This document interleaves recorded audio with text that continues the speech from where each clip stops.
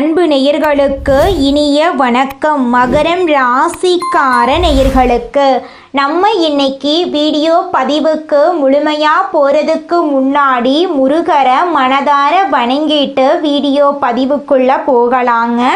ஓம் முருகா போற்றி, ஓம் முருகா போற்றி, ஓம் முருகா போற்றி. எனக்காக்கும் முருகனே போற்றி. நல்லதே நடக்கும், நல்லது மட்டும்தான் நடக்கும். நம்முடைய மகரம் ராசிக்காரங்களை பொறுத்த வரைக்கும் உரி விலகாத அம்பு போல குறிக்கோள் தவறாமல் இவங்க வாழ்ந்துக்கிட்டு இருக்காங்க. இவங்களை பொறுத்த வரைக்கும் தான் மட்டும் நல்லா இருக்கணும் அப்படிங்கிற சுயநலம் கிடையாதுங்க. தன்னை சுற்றி இருக்கிறவங்க எல்லாருமே நல்லா இருக்கணும் அப்படிங்கிற பொது நல குணத்தோடு இவங்க வாழ்ந்துக்கிட்டு இருக்காங்க. தாயை போல அன்பு உள்ளம் கொண்டவங்களா இவங்க இருக்காங்க. இவங்க நட்புக்கு முக்கியத்துவம் தரக்கூடியவங்களா இருக்காங்க. அதே நேரத்தில் நண்பனுக்காக உயிரை கூட கொடுக்கக்கூடியவங்களா இவங்க இருக்காங்க. இவ்வளவு நற்குணங்களை கொண்ட மகரம் ராசிக்கார அன்பு நேயர்களே, எல்லாரும் நலமா இருக்கீங்களா? ஏமா நீங்கள் வேற எங்கள் வாழ்க்கையில் இருக்கக்கூடிய பிரச்சனைக்கு நாங்கள் வாழ்கிறதே பெரிய விஷயம், நலமா எங்கம்மா வாழ முடியும் அப்படின்னு உங்கள் மனசில் நினைக்கிறது புரியுதுங்க. மகரம் ராசிக்காரர்களே, உங்கள் வாழ்க்கையில் இனி வரக்கூடிய காலங்களில் கிரகநிலை மாற்றத்தின் மூலமாக அனைத்து பிரச்சனைகளும் காணாமல் போகுதுங்க. தடை தாமதம் அப்படிங்கிற பேச்சுக்கு இனி வரக்கூடிய காலங்களில் உங்கள் வாழ்க்கையில் துளி கூட இடம் கிடையாதுங்க. திருமணம் ஆகாதவர்களுக்கு திருமணம் நடக்க போகுது. குடும்பத்தில் சுபகாரியங்கள் அடுக்கடுக்காக நடக்க போகுது. உங்கள் கையில் பணப்புழக்கம் அதிக லெவலில் இருக்க போகுது. உங்கள் கனவுகள் நிறைவேற போகுது. உங்கள் வாழ்க்கையில் இது நாள் வரைக்கும் இருந்த அனைத்து பிரச்சனைகளுக்கும் தீர்வு கிடைக்கக்கூடிய மாதமாக உங்களுக்கு இந்த மாதம் அமைஞ்சிருக்குதுங்க. உங்களுடைய மனக்கவலை, உடல்நல பிரச்சனை எல்லாம் காணாம போகுதுங்க. உங்க மனசுல நிம்மதி ஏற்பட போகுதுங்க. மகரம் ராசிக்காரர்களே, இந்த மாதம் கிரகநிலை எப்படி இருக்குன்னு பார்க்கலாங்க. தன வாக்கு குடும்பஸ்தானத்தில் சனி பகவானும் ராகு பகவானும் இருக்காங்க. ரண ருண ரோகஸ்தானத்தில் குரு பகவான் இருக்காரு. களத்திர ஸ்தானத்தில் சுக்கிர பகவான் இருக்காரு. அஷ்டமஸ்தானத்தில் சூரிய பகவான், புதன் பகவான், கேது பகவான் இருக்காங்க. பாக்யஸ்தானத்தில் செவ்வாய் பகவான் இருக்காரு. லாபஸ்தானத்தில் சந்திர பகவான் இருக்காரு. இந்த மாதம் இருக்கக்கூடிய கிரகநிலை மாற்றத்தின் மூலமாக உங்க வாழ்க்கையில துன்பம் அப்படிங்கிற பேச்சுக்கு துளி கூட இடம் கிடையாதுங்க. உங்களுடைய எண்ணம் போல உங்க வாழ்க்கையில நல்லதெல்லாம் அடுக்கடுக்கா நடக்க போகுதுங்க. உங்கள் குடும்பத்தில் இது நாள் வரைக்கும் தடைபட்ட அனைத்து காரியங்களுமே இனி வரக்கூடிய காலங்களில் தங்கு தடையின்றி நடக்க போகுதுங்க. இது நாள் வரைக்கும் இருள் நிறைந்து கிடந்த உங்கள் வாழ்க்கையில் இனி வரக்கூடிய காலங்களில் பிரகாசம் வரப்போகுதுங்க. பண்டைய காலத்தில் கடல் ஆழம் மர்மமாக இருந்துச்சுங்க. தேவர்களும் அசுரர்களும் பாட்கடலை கடந்தபோது மகரம் என்ற அதிசயமான உருவம் தோன்றியதுங்க. இது கடல், நிலம், வானம் ஆகிய 3 சக்திகளையும் குறிக்குதுங்க. முதலையின் உடல் நிலத்தின் உறுதியையும், மீனோட வாழ் கடலின் ஆழமான ஆன்மீக சக்தியையும், சிங்கத்தோட வாய் சவால்களை எதிர்கொள்ளும் வீரத்தையும், யானையின் பாதம் கடுமையான சவால்களை எதிர்கொண்டு முன்னேறும் சக்தியையும் குறிக்குதுங்க. கங்கை தேவி மற்றும் வருண பகவானின் வாகனமாக நம்மளோட மகரம் ராசி விளங்குதுங்க. கால புருஷ தத்துவத்தில் 10வது ராசி தாங்க நம்மளோட மகரம் ராசி. மகரம் ராசியுடைய அதிபதி சனி பகவானுங்க. உண்மை, உழைப்பு, நேர்மை, லட்சியம், பொறுமை, ஒழுக்கம், விசுவாசம், மனிதநேயம் போன்ற குணங்கள் நம்மளோட மகரம் ராசிக்காரங்க கிட்ட அதிக லெவலில் இருக்குதுங்க. எப்பேற்பட்ட துன்பத்தையும் தாங்கும் சக்தி இவங்க கிட்ட இருக்குதுங்க. விடாமுயற்சியும் விஸ்வரூப வெற்றியும் பெறக்கூடியவங்களா இருக்காங்க. நம்மளோட மகரம் ராசிக்காரங்க. நம்மளோட மகரம் ராசிக்காரங்களோட பலம் என்னன்னு பார்த்தீங்கன்னா பொறுமை, கடின உழைப்பு, நேர்மை, நியாயம், ஆதரவான செயல்திறன், நிர்வாகத்திறன், தன்னம்பிக்கை, கடமை உணர்வு உடையவங்க. இவங்க எந்த வேலையையும் பொறுமையாக முயற்சி செய்து முடிப்பாங்க. உண்மையின் சிகரமாக இருப்பாங்க. யாரையும் ஏமாற்ற மாட்டாங்க. குடும்பத்தை ஒழுக்கமாக நடத்தி சந்தோஷத்தை பெருக்குவாங்க. எந்த சிக்கல் வந்தாலும் தீர்வு காணும் தைரியம் இவங்க கிட்ட இருக்குதுங்க. இவங்களுடைய பலவீனம் என்னன்னு பார்க்கலாங்க. மகரம் ராசிக்காரங்க மிகுந்த கட்டுப்பாடு, சுதந்திரம் குறைவு, மிதமான சிந்தனை, தாமதம், அதிக பொறுமை, வாய்ப்புகளை இழக்கிறது, சுய நம்பிக்கை குறைவு போன்ற பலவீனங்களை கொண்டிருக்காங்க. இவங்க வாழ்க்கையில் ரொம்ப டிசிப்ளினாக இருப்பாங்க. இதனால் தனிப்பட்ட வாழ்க்கையில் ரிலாக்ஸேஷன் இல்லாமல் இருப்பாங்க. எதையும் யோசிச்சு தாமதமாக செய்வாங்க. சில நேரங்களில் வாய்ப்புகளை இழந்து விடுவாங்க. நான் செய்வது சரியா இருக்குமா என்று சந்தேகம் கொள்வாங்க. மகரம் ராசிக்காரங்களுடைய வாழ்க்கையில் இவங்க எந்த திசையில் தலை வைத்து படுக்கணும், தலை வைத்து படுக்கக்கூடாது அப்படிங்கிறத பற்றி பார்க்கலாங்க. மகரம் ராசிக்காரங்க தெற்கு திசையில் தலை வைத்து படுப்பது நல்லதுங்க. ஏன்னா தெற்கு திசை யமனுடைய ஆதிக்கம் இருக்குதுங்க. யமனும் சனி பகவானும் அண்ணன் தம்பி என்பதால் உடல் ஆரோக்கியம் மேம்படும், மனசில் அமைதி உண்டாகும், செல்வம் பெருகும். கிழக்கு திசையில் தலை வைத்து படுப்பது நல்லதுங்க. ஏன்னா கிழக்கு திசை சூரியன் உதிக்கும் திசை அப்படிங்கிறதால கல்வி, அறிவு, பிள்ளைகளின் முன்னேற்றம், தொழிலில் வளர்ச்சி, பதவி உயர்வு, அதிகாரம், அரசியல், அரசாங்க வேலையெல்லாம் கிடைக்கும். வடக்கு திசையில் தலை வைத்து படுக்கக்கூடாதுங்க. ஏன்னா பூமியின் சுழற்சியின் மூலமாக, காந்த ஈர்ப்பு விசையின் மூலமாக தலைவலி, தூக்கமின்மை, வருமானம் குறைவு, கடன் சுமை, மனக்கவலை. மேற்கு திசையில் தலை வைத்து படுத்தாலும் வாழ்க்கையில் எந்த ஒரு முன்னேற்றமும் இருக்காதுங்க. மகரம் ராசிக்காரர்களுக்கு சனீஸ்வர பகவான் அதிபதியாக இருக்கிறதுனால திருநள்ளாறில் இருக்கக்கூடிய சனீஸ்வர ஆலயங்களுக்கு போயிட்டு வர்றது நல்லதுங்க. தஞ்சாவூரில் இருக்கக்கூடிய பிரகதீஸ்வரர் ஆலயத்துக்கு போயிட்டு வந்தால் குடும்பத்தில் சண்டை சச்சரவு, கோர்ட்டு கேஸ் எதுவும் நடக்காமல் நன்மைகள் உண்டாகுங்க. சனிக்கிழமை நாட்களில் எள்ளெண்ணெய், கருப்பு உளுந்து, கருப்பு உடை தானம் செய்யுங்க. உங்கள் வாழ்க்கையில் இருக்கக்கூடிய துன்பங்கள் எல்லாமே காணாமல் போயிருங்க. உங்களுடைய எண்ணம் போல் உங்கள் வாழ்க்கையில் நல்லது மட்டும்தாங்க நடக்கும். மகரம் ராசிக்கார நேயர்களே, இந்த உலகத்துல யாருங்க கோடீஸ்வரன்?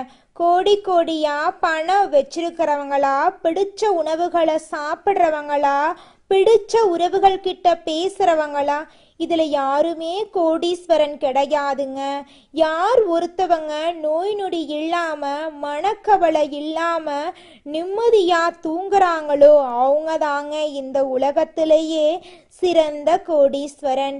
அப்பேற்பட்ட கோடீஸ்வரன் ஆகக்கூடிய யோகம் உங்களுக்கு இந்த மாதம் அமைஞ்சிருக்குதுங்க. உங்க வாழ்க்கையில இனி வரக்கூடிய காலங்கள்ல கவலை, கண்ணீர் அப்படிங்கிற பேச்சுக்கெல்லாம் துளி கூட இடம் கிடையாதுங்க.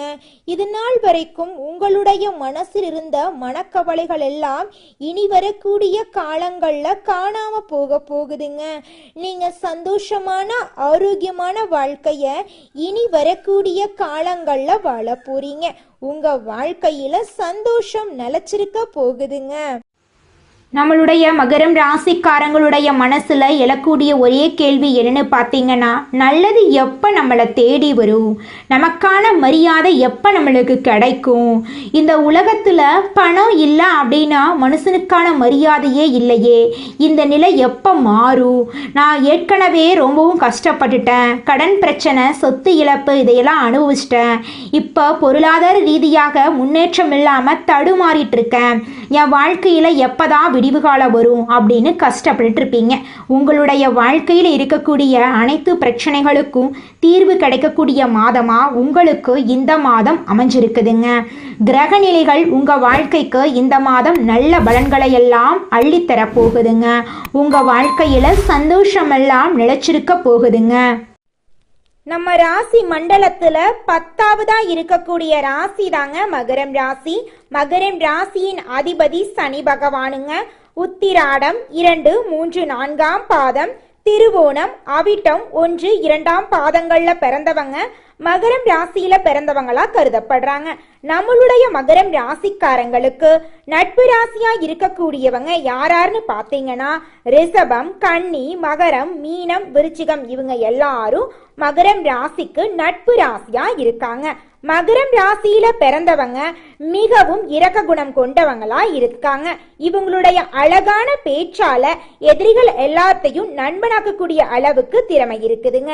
இவங்களை பொறுத்த வரைக்கும் தன்னுடைய வாழ்க்கையில 1000 பிரச்சனை இருந்தாலும் அதை பத்தி துளி கூட கவலைப்பட மாட்டாங்க. ஆனா நெருங்கிய உறவுக்கு ஒரு கஷ்டம் வருதுன்னு வச்சுக்கங்க, ஓடி போய் உதவி செய்யக்கூடியவங்களா இவங்க இருப்பாங்க.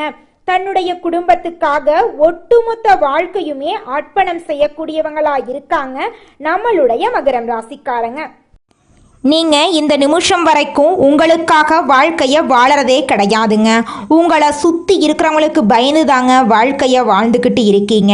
நாம் இந்த செயலை செஞ்சால் நம்மளை சுற்றி இருக்கிறவங்க நம்மளை பற்றி தப்பாக நினச்சிருவாங்களோ, இந்த சொல்ல சொன்னால் நம்மளை பற்றி அவங்க தப்பாக நினச்சிருவாங்களோ அப்படின்னு அடுத்தவங்களை கண்டு பயந்து பயந்து வாழ்க்கையில் எந்த ஒரு செயலையும் செய்யாமல் ஒரே இடத்துல நீங்கள் முன்னேறாமல் நின்றுக்கிட்டு இருக்கீங்க. இனி வரக்கூடிய காலங்களையாவது யாரை கண்டும் அச்சப்படாம கடவுளை கண்டு மட்டும் பயந்தா மட்டும் போதுங்க. வேற யாரை கண்டும் நீங்க பயப்பட வேண்டாம். கடவுள் இந்த உலகத்துல உங்களை எதுக்காகங்க படைச்சிருக்காரு? உங்களுக்காக நீங்க வாழணும் அப்படிங்கறக்காக தான் படைச்சிருக்காரு. உறவுகளுக்காகவும் நண்பர்களுக்காகவும் உங்களுடைய வாழ்க்கைய நீங்க தியாகம் பண்றது நியாயம் கிடையாதுங்க. உங்களுக்காக உங்க வாழ்க்கைய வாழ கத்துக்கோங்க. வாழ்ற வாழ்க்கை ஒரு முறை தாங்க. அந்த வாழ்க்கைய உங்களுக்காக வாழ கத்துக்கோங்க. நீங்கள் என்னதான் உங்கள் வாழ்க்கையை தியாகம் செஞ்சாலும் உங்களை சுற்றி இருக்கக்கூடிய உறவுகளோ நண்பர்களோ நீங்கள் கஷ்டப்படக்கூடிய சூழ்நிலையில் வந்து உதவுவாங்க அப்படின்னு பார்த்தீங்கன்னா நிச்சயமாக கிடையாதுங்க. இந்த களி உலகத்தில் எல்லாருமே நம்மளை தேவைக்காக தாங்க பயன்படுத்துகிறாங்க. தேவைக்காக தான் நம்மளை பயன்படுத்துகிறாங்களா அப்படிங்கிறத நீங்கள் தெரியாத வரைக்கும் வாழ்க்கையில் முன்னேறாமல் அதே இடத்துல தாங்க இருக்க முடியும். ஆமாங்க, கூட பிறந்த உடன்பிறப்புகளாக இருக்கட்டும், நம்முடைய உறவினர்களாக இருக்கட்டும், நண்பர்களாக இருக்கட்டும், யாரா வேணாலும் இருக்கட்டும், எல்லாருமே நல்லவங்க அப்படின்னு சொல்ல முடியாது. 100ல் ஒரு 10% பேர் தாங்க இந்த உலகத்தில் நம்ம நல்லா இருக்கணும் அப்படின்னு நினைப்பாங்க. மீதம் இருக்கக்கூடியவங்க எல்லாருமே நம்மளை பற்றி துளி கூட கேர் பண்ணிக்கவே மாட்டாங்க. மனிதனா பிறந்த ஒவ்வொருவருக்கும் ஆசை இருக்கதாங்க செய்யும். அந்த ஆசைகளை அடைய நம்ம நினைச்சா மட்டும் பத்தாதுங்க. முழு மனசோட நம்மளுடைய ஆசைகளை அடைவதற்கான வழியை ஒவ்வொரு நாளும் என்ன பண்ணணும்னு யோசிச்சு அதற்கான திட்டங்களை தீட்டி உழைச்சிக்கிட்டே இருக்கணுங்க. உழைச்சா நிச்சயமா நம்மளுடைய ஆசைகள் எல்லாமே நிறைவேறிடுங்க. உங்க வாழ்க்கையில இனி வரக்கூடிய காலங்கள்ல உங்களுடைய அனைத்து ஆசைகளும் நிறைவேற போகுதுங்க. அப்படி ஒவ்வொரு மனிதனுக்கும் இருக்கக்கூடிய பொதுவான ஆசை என்னன்னு பார்த்தீங்கன்னா 16 செல்வங்களையும் அடைந்து வாழணும் அப்படின்னு தான் ஒவ்வொரு மனிதனுடைய ஆசையும் இருக்குதுங்க. பணம் வேணும், பதவி வேணும், புகழ் வேணும், கௌரவம் வேணும் அப்படின்னு தான் ஒவ்வொரு மனிதனும் தினமும் வாழ்ந்துகிட்டு இருக்கான். அதை நோக்கிய பயணத்தை தான் ஒவ்வொரு நாளும் மனிதன் வாழ்ந்துகிட்டு இருக்கான். ஒவ்வொரு நாளையும் ரசிச்சு வாழ்றது கிடையாது. எந்த ஒரு மனிதனும் போராட்டத்துல தாங்க இந்த உலகத்துல ஒவ்வொரு மனிதனும் வாழ்க்கைய வாழ்ந்துட்டு இருக்காங்க. இந்த உலகத்தில் ஒரு சராசரி மனுஷனுடைய ஆசை என்னவாங்க இருக்கும்? எனக்குன்னு ஒரு வீடு வேணும், எனக்குன்னு ஒரு வாழ்க்கை துணை வேணும், எனக்குன்னு ஒரு நிரந்தரமான வேலை வேணும், நோய் நொடி இல்லாத வாழ்க்கை வேணும். இதுதாங்க ஒரு சராசரி மனிதனுடைய ஆசையாக இருந்திருக்கும். அந்த ஆசைகளை கூட நீங்கள் இது நாள் வரைக்கும் அடைய முடியாமல் ரொம்பவும் கஷ்டப்பட்டுட்டு இருந்தீங்க. ஆனால் இனி வரக்கூடிய காலங்களில் உங்களுடைய சராசரி ஆசையெல்லாம் நிறைவேறி போகுதுங்க. உங்களுடைய மனசில் இது நாள் வரைக்கும் பலவிதமான மனக்கவலை, உடல்நல பிரச்சனை, குடும்ப பிரச்சனை, பண பிரச்சனைன்னு நீங்கள் இது நாள் வரைக்கும் நிம்மதியாக தூங்க முடியாமல் ரொம்பவும் கஷ்டப்பட்டுட்டு இருந்தீங்க. ஆனால் இனி வரக்கூடிய காலங்களில் உங்களுடைய உடல்நல பிரச்சனை, மனப்பிரச்சனை, பணப்பிரச்சனை எல்லாமே காணல் நீராக மறைய போகுது. உங்களுடைய வாழ்க்கையே அழகாக மாறப்போகுதுங்க. கவலை இல்லாமல் நிம்மதியாக நீங்கள் தூங்க போகிறீங்க. நீங்கள் உங்கள் வாழ்க்கையில் இது நாள் வரைக்கும் முன்னேறாமல் இருக்க சில காரணங்கள் இருக்குதுங்க. காரணங்கள் என்னன்னு பார்த்தீங்கன்னா, நீங்கள் ஒருத்தங்கிட்ட பேசும்போதும் சரிங்க, ஒருத்தங்கிட்ட பழகும் போதும் சரி, அவங்க நல்லவங்களா கெட்டவங்களா, நீங்கள் நல்லா இருக்கணும்னு அவங்க நினைக்கிறாங்களா அப்படிங்கிற இடம் பொருள் ஏவல் அறியாமல் நீங்கள் எல்லார்கிட்டையும் யதார்த்தமாக இருக்கீங்க. நீங்கள் எல்லார்கிட்டையும் யதார்த்தமாக இருக்கிறது தப்பு கிடையாதுங்க. நல்லவங்க யாரு கெட்டவங்க யாருன்னு அறிஞ்சு செயல்படுறது உங்களுக்கு ரொம்பவும் நல்லதுங்க. உங்களுடைய குடும்ப ரகசியங்களையும் தொழில் ரகசியங்களையும் மற்றவங்க கிட்ட பகிர்றதுக்கு முன்னாடி 1க்கு 2 முறை ஆலோசனை பண்ணுறது உங்களுக்கு ரொம்பவும் நல்லதுங்க. ஏன்னா இந்த உலகத்தில் 190% பேர் நீங்கள் நல்லா இருக்கக்கூடாது அப்படின்னு தாங்க நினைப்பாங்க. அந்த 10% பேர் தான் நீங்கள் வாழ்க்கையில் முன்னேறணும் அப்படின்னு நினைப்பாங்க. அந்த 10% பேரை நீங்கள் கண்டுபிடிச்சு அவங்க கிட்ட உங்கள் வாழ்க்கையோட ரகசியங்களை சொன்னீங்கன்னா கூட உங்கள் வாழ்க்கையில் எந்த பிரச்சனையும் வராதுங்க. அந்த 90% பேர்கிட்ட நீங்கள் தெரிஞ்சோ தெரியாமலோ உங்கள் வாழ்க்கையோட நல்லது கெட்டதை ரகசியத்தை சொன்னீங்க அப்படின்னா அதுவே உங்கள் வாழ்க்கைக்கு பெரிய பிரச்சனையாக வர வாய்ப்பு இருக்குதுங்க. அதனால நீங்கள் ஒருத்தங்கிட்ட பேசும்போதும் பழகும்போதும் எச்சரிக்கையாக இருக்கணுங்க. உங்களை நல்லா இருக்கணும் அப்படின்னு நினைக்கிறாங்கல்ல, அவங்கள அறிஞ்சு செயல்படுறது உங்கள் வாழ்க்கைக்கு ரொம்பவும் நல்லதாக இருக்குங்க. குலதெய்வம் எங்கேயோ இருக்குது, என்னமோ இருக்குது அப்படிலாம் நீங்கள் நினைக்க வேண்டாங்க. நீங்கள் எங்கிருந்தாலும் ஒரு தீபம் ஏற்றி வச்சு அந்த தீப ஒளியில் தெய்வங்கள் இருக்கிறாங்க அப்படின்னு நினச்சி வழிபாடு செய்யுங்க. குலதெய்வமே தெரியாவிட்டாலும் வீட்டில் தீபம் ஏற்றி வச்சு ஏதாவது ஒரு நல்ல நாளில் குலதெய்வத்தை நினச்சி வழிபாடு செய்யுங்க. குலதெய்வ வழிபாடு குலம் காக்குங்க, குலம் தலைக்கும். முதல்ல குலதெய்வம், அப்புறம் இஷ்டப்பட்ட தெய்வம், அப்புறம் உங்களுக்கு விருப்பப்பட்ட தெய்வங்க. எந்த கோயிலுக்கு போனாலும் என்ன பண்ணாலும் ஏற்றமில்லை அப்படின்னு நீங்கள் சொல்லுவீங்க. தினமும் எந்திரிச்ச உடனே சூரிய பகவானை நமஸ்காரம் பண்ணுங்க. அவங்களுடைய அனுகிரகம் இருந்தா போதும். மற்ற கிரகங்கள் எல்லாம் சாதகமா இல்லைனா கூட பரவாயில்ல, அந்த சூரியனுடைய பிரகாசம் உங்க வாழ்க்கையவே பிரகாசமா மாத்திருங்க. அந்த வெளிச்சம் உங்களை வந்து சேருங்க. உங்க வாழ்க்கையில் இருக்கக்கூடிய கண்ணீரெல்லாம் கரைஞ்சு போயிருங்க. அடுத்ததாக நம்முடைய மகரம் ராசியில் இருக்கக்கூடிய ஒவ்வொரு நட்சத்திரக்காரர்களுக்கும் இந்த மாதம் எப்படி இருக்குன்னு பார்க்கலாங்க. நம்முடைய மகரம் ராசியில் இருக்கக்கூடிய முதல் நட்சத்திரம் உத்திராடம் 2, 3, 4ஆம் பாதம். உங்களுக்கு இந்த மாதம் எப்படி இருக்குன்னு பார்க்கலாங்க. உத்தியோகத்தில் இருக்கிறவங்க முன்னேற்றம் அடைய போறீங்க. நிலுவையில் இருக்கக்கூடிய தொகை வந்து சேரப்போகுது. சிலருக்கு வேலை மாற்றம் உண்டாக போகுது. கணவன் மனைவி உறவு மகிழ்ச்சிகரமாக இருக்க போகுது. குடும்பத்தில் மதிப்பு மரியாதை அதிகரிக்க போகுது. தெய்வ நம்பிக்கை கூட போகுதுங்க. உங்களுடைய ஆசைகள் எல்லாமே நிறைவேறக்கூடிய மாதமாக இந்த மாதம் அமைஞ்சிருக்குதுங்க. அடுத்ததாக நம்முடைய மகரம் ராசியில் இருக்கக்கூடிய நட்சத்திரம் திருவோணம். உங்களுக்கு இந்த மாதம் எப்படி இருக்குன்னு பார்க்கலாங்க. உறவினர்கள் நண்பர்கள் மூலமாக உங்களுக்கு உதவிகள் கிடைக்க போகுது.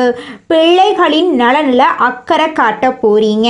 பெண்கள் திறமையாக சமாளித்து எந்த பிரச்சனையிலும் சாதகமான முடிவை பெற போறீங்க. இழுப்பறியாக இருந்த காரியங்களில் எதிர்பாராத திருப்பம் ஏற்பட போகுது. மாணவர்களுக்கு தேர்வுகள் பற்றிய பயம் நீங்க போகுது. கல்வியில் முன்னேற்றம் ஏற்பட போகுது. குடும்பத்தில் சந்தோஷமான நிகழ்ச்சிகள் நடக்க போகுதுங்க. அடுத்ததாக நம்முடைய மகரம் ராசியில் இருக்கக்கூடிய நட்சத்திரம் அவிட்டம் 1, 2ஆம் பாதம்.